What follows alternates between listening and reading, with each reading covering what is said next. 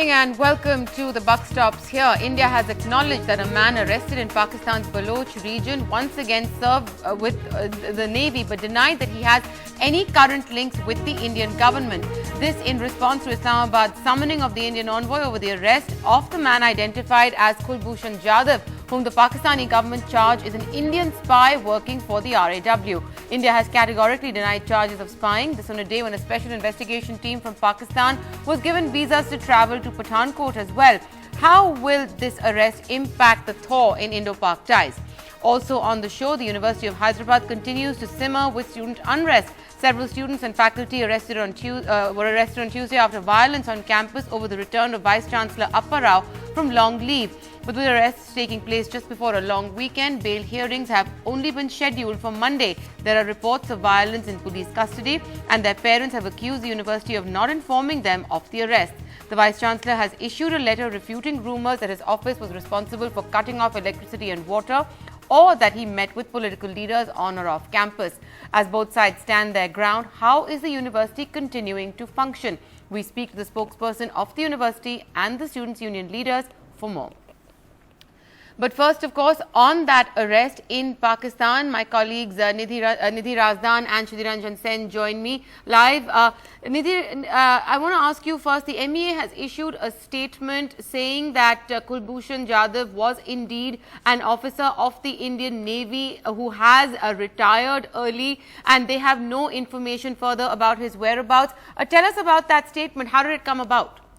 Well, there were actually reports in the Pakistani media this morning, Maya, that the Pakistani authorities claimed to have arrested a raw agent from Balochistan, and they went into some fair detail about what Pakistani officials were saying, that he had travelled from Iran and that, he was trying to stir unrest in Balochistan and elsewhere. And there was no reaction for several hours, but this afternoon, late in the afternoon, a statement came from the Ministry of External Affairs, which, to the surprise of many, acknowledged that there was an Indian citizen. This was an Indian man who had been arrested by Pakistani authorities, but the MEA statement said that he had taken premature retirement from the Navy and had no links to the government after that, going on to say that India, of course, did not support interference in the internal affairs of any country. So that is where the matter stands right now. In fact, earlier today, the Pakistani government, the Pakistani Foreign Secretary summoned the Indian High Commissioner to Islamabad and registered a protest as well. And it is after that that we saw a reaction from the government here. At this point, Maya, we don't have any details on record from the government of India about just, how this man went to Pakistan, why he was there, where exactly he was arrested from. Was he actually picked up, from Balochistan, or was he picked up from Quetta, or was he picked up elsewhere? That isn't clear. If he had no links to the government, that's fine, but what exactly was he doing there? So there will be these questions that will come up, but at the moment, nothing more is being said on record. Okay, Nidhi, stay with us for a second. We'll go across to Sudhiranjan Sen as well, our defense correspondent who has more with us on this story. Sudhiranjan, the Indian government has indeed confirmed that Kulbushan Jadev was once with the Indian Navy. What more are you hearing from your defense sources? What was he doing in Balochistan? Well, I mean, that still remains a big mystery because there are no details that are available. Yes, you did have a background or a past with the Indian Navy. Now, sources I've been speaking to very categorically told me that none of our security agencies, unlike the ISI, uses retired defense officers for operational purposes. That's number one that I was told. Number two, there doesn't seem to be any official record about this man working with the RAW. In any capacity in the recent past. Also, what I was told is once the consular access happens, I mean, India has asked for consular access. It's only after the consular access happens, because one needs to verify whether at all the person who's been arrested is actually Kulbushan Jadev or somebody else who Pakistan is claiming to be Kulbushan Jadev. Once that happens, we are going to see the next step of the government, in whatever way. However, it still remains, a big question as to why or what this person would have been doing there. Maya. Right, Chidiranjan, thanks for that update. Nidhi, I also want to ask you very briefly, the Prime Ministers of India and Pakistan are due to meet in Washington, D.C. next week on the sidelines of the Nuclear Security Summit that's taking place there. The joint investigation team for the Pathankot attacks have been given their visas to come to India. All these happening within the same week, will this information or this report of this Indian national in Pakistan impact any of these developments? Well, I think the Pathankot probe is a separate story. You have the Pakistani SIT that's coming to India this Sunday, and then will actually go on to meet the NIA on Monday, and then go to Pathankot and to the airbase on Tuesday. So I think that's happening at a separate track. We are expecting that the two prime ministers will meet on the sidelines of that nuclear summit in DC in about a week from now. And the Pakistani media has reported today that Nawaz Sharif is going to bring up the arrest of this Indian national. So to the extent that it makes some kind of big impact on the overall process or whatever is left of it, I'm not so sure about that, but certainly it is something that has become a diplomatic issue now between the two countries. You've had a formal protest lodged by Pakistan, you've had India acknowledging that this is an Indian man. So if Nawaz Sharif does bring it up here, it's yet another irritant, but I do think there are certain processes that are underway as far as the overall relationship is concerned that are already moving, and whether or not this impacts that isn't very clear at the moment. I don't think so. Right, Nidhi Razdan and Chidiranjan Sen, thank you both very much for joining me on this story, which is broken today on the Indian national who's been arrested by the Pakistani authorities in Balochistan, an ex-naval officer from the Indian Navy, Kulbushan Jadev. To talk more about this, we have with us in the studio Defence Analyst Ajay Shukla. We have from his residence in New Delhi, the Strategic Affairs Editor of the Indian Express, Praveen Swami, joining us as well. The BJP's Krishna Sagar Rao joining us from Hyderabad, and we also have, we're hoping to be joined rather live from Pakistan by Talat Masood from the former general with the Pakistan Army, who is going to be joining us from there. Krishna Sagar Rao, let me actually open with you first. The government has issued this statement acknowledging the presence of an Indian national in Balochistan. This after the Pakistani government essentially had summoned the Indian envoy over this person's presence. He apparently was working once upon a time with the Navy, but how is the government going to be, in a sense, sort of going to respond further if there are indeed charges, as the Pakistanis are alleging, of spying? Maya, as you know, I don't speak for the government, I speak for the party, and the government has already reacted on the issue post the démarche given by the Foreign Secretary in Pakistan to the High Commissioner of India. Now, at the face of it, because this is too early to make any real assessments and analysis, in-depth analysis on the issue, because we don't have full information, and there could be also, a check on the, impersonation and the validity and verification of the individual is exactly Kulbushan Jadev or not.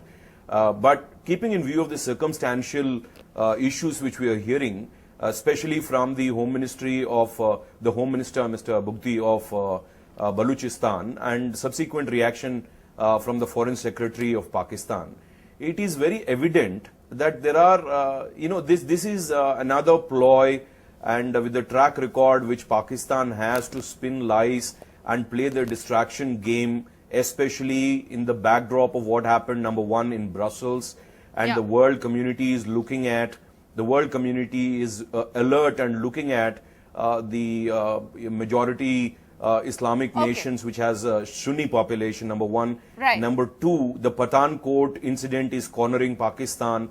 And number three, that there is a David Hadley deposition which is worldwide being listened to. All right, so obviously Pakistan is Pakistan is on a spinning lies mode. Masood joining us from Islamabad as well. Sir, how is the Indian statement been reacted to in Pakistan? You've seen the Indian government statement saying they have confirmed that this person who's been arrested in Balochistan was an Indian national, but cannot say anything more about what he's done as a private citizen since he left the Navy. Well, I think we are shocked and also not surprised, though, because we know that Indians have been sending their spies to Pakistan, and Pakistan has been complaining in the past. but now it was so evident because he was caught red-handed. And the fact that it's very amusing that India today is saying that we have nothing to do with him, he had retired many years ago, but I think it is such a sham. And I think you should acknowledge the fact and be very honest about it and say that yes, he was operating, and this is one of the worst things that can happen, because Pakistan has been going out of its way, and especially Prime Minister Nawaz Sharif, to have excellent relations or good relations with India, and to turn the the page as far as India-Pakistan relations are concerned, and then you have a situation like this, right, where an Indian spy is openly sort of trying to subvert the CPEC All program. right. India has categorically denied charges that he was a spy. They've confirmed that he was once upon a time with the Navy. Ajay Shukla, respond to what both Krishna Sagar Rao and Talat Masood are saying, because you have the BJP in a sense saying what many sources have told us from the government, that this is essentially a Pakistani ploy, a diversionary tactic. If it is indeed the case that it's a ploy and a diversionary tactic, why has the MEA acknowledged the fact that he is indeed an Indian national? Is this unprecedented for the MEA to actually go on record and say that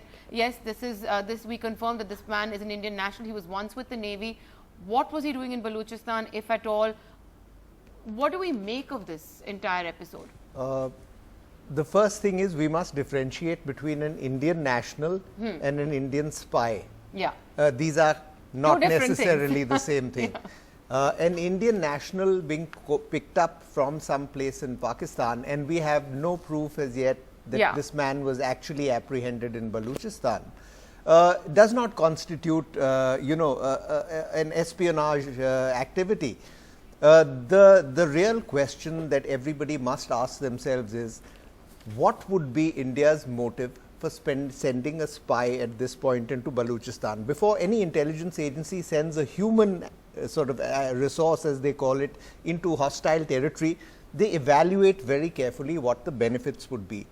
And in Balochistan, there are no perceivable benefits. Starting from 15th August 1947, when the Khan of Kalat declared independence from Pakistan, going through 4 separate insurgencies, currently we're in the 5th phase of the Baloch insurgency. They are at a particularly strong phase of resistance, given the China-Pakistan economic corridor, which they feel would exploit the natural resources. There can be no real reason for sending an Indian into Balochistan except to discredit the resistance movement over there. Why would an Indian want to be sent over there? Secondly, why a naval officer, of all things? You know, Balochistan did not have a navy when we last heard. There is nothing you can teach a Baloch about fighting. They've been fighting the Pakistani state for a long time, and were India to sort of provide assistance, it would probably take the form of money, which can be remitted at a standoff distance. So this, in a sense, what you're saying is this has no value addition at all to the Baloch insurgency, so it's no kind of pointless. I would love to hear from General Talat Masood what the reason could be. I'll get Talat Masood to respond as well, but very quickly I want to bring Praveen into this discussion as well. Praveen, you've heard all our panelists right now. We are, we're talking about this one particular person who has been detained in Balochistan. The Pakistanis insist on alleging, as you heard Talat Masood say, that he was there obviously for the reason of spying. It's amusing to see India deny that. It's a sham, etc. But we've also had an incident in just earlier this year where we had, a love-struck boy from Mumbai who is in Pakistani army custody because he fell in love with a Pakistani girl and his mother was looking for him, and he's been discovered to be in the custody of the Pakistani army. So that, why are we jumping to the gun? Why are the Pakistanis particularly jumping to the gun and calling this particular person a spy? Look, Maya, I'm perfectly happy to, as a journalist, hear these accusations with an open mind. And it certainly ought not surprise us that nations spy on each other. That's not news either. But I got to say that, just speaking as a journalist, the facts are not very clear right now. The passport Pakistan has released for the individual calling himself Kulbushan Jadev is in the name of someone called by a different Muslim Mubarak name. Patel, yeah. It bears an Iranian residence permit. That's right. It bears an Iranian residence permit, which you would think is normally held by someone who is actually living in Iran for a length of time, not someone working under diplomatic cover as RAW personnel typically do, or someone who just merely visits the country every now and then to sneak into Pakistan. It's someone who's living in Iran. You have the boy's father living in Bombay saying his son travels a lot on business. Now, okay, everybody's mummy and daddy think they're innocent, and nobody's mummy and daddy thinks they're spies. But nonetheless, I have to say this, whole thing is about clear as mud, that you have this ace spy who lives in Iran doing something that is not very clear, and then sneaks into Pakistan carrying his passport with him just to make his identification easier. We don't know yet, as Ajay just pointed out, we don't know where he was arrested from, what he is purported exactly to have been doing. So just personally, I'll keep an open mind on this. But to me, the fact that the Indian government has come out and said, yes, this is an Indian national, actually speaks well of the government, because if they wanted to, they would simply have said, never heard of this guy, and sorry, actually, fake passport. Talat Masood, if I can no bring it idea back who to he you, is. the fact that the Indian government has indeed acknowledged the fact that he's an Indian national would also seem to indicate that, in the cases of spies, we know, I mean, whether we've read spy thrillers or grown up on spy movies or just followed the Cold War and India-Pakistan ties, for that matter, countries don't acknowledge spies. So why would the Indian government say, yes, this is our man, if he indeed is a spy as the Pakistanis charge? I mean, there has to be some room given for an investigation to take place, surely, before Pakistan sort of condemns, signs, seals and delivers a judgment and a verdict. What would he be doing there? Yeah, why would he be in Balochistan? Well, I mean, surely you couldn't have disowned him, because it was so obvious that he was an Indian and was in Balochistan and had the rank of a commander and was still serving, whereas you are of course now saying that he is not serving and he had retired earlier. But that is a concocted story, I think, in all likelihood. And as regards the question as to what he was doing in Gwadar, what interest would a Navy chap have in Gwadar? Of course, they have a lot of interest. India has been opposing the CPEC. India has been very uncomfortable with the development of the Gwadar port. So there are several reasons why the Indian spy was there. So I don't think we have to question the reasons why he was there. He was very much there. And I think it would be, to me, it looks so odd when you say that we don't know who he is. How can you disown a spy? You should own him, because he is risking his life and he goes to another country to, in a way, to spy for you, and then you disown him and say we don't even know him. I mean, it's outrageous, I think, because the facts cannot be hidden. So I think this time you have to accept the reality that he was spying. And what is really to us very troublesome is that Pakistan has been making some very genuine efforts towards improving its relations with India.